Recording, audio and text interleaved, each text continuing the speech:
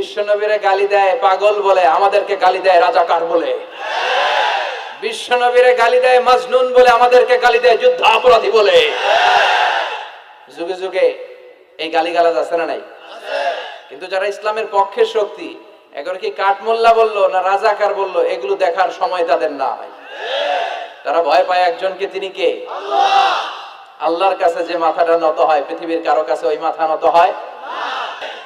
আমরা যেন শাহাদাতের মৃত্যু আমাদের নসিব হয়, আল্লাহ তুমি কবুল করো। মরতে আমাদের হবেই। আজীবন বেঁচে থাকবেন কারা কারা? হাত তুলেন। হ্যাঁ, আসি আসি। ফেরাউন বাঁচতে পারে নাই, নমরুদ বাঁচতে পারে নাই, আবু জাহেল বাঁচতে পারে নাই। এখনো যারা জুলুম করে এরাও বেঁচে থাকতে পারবে না, অসম্ভব।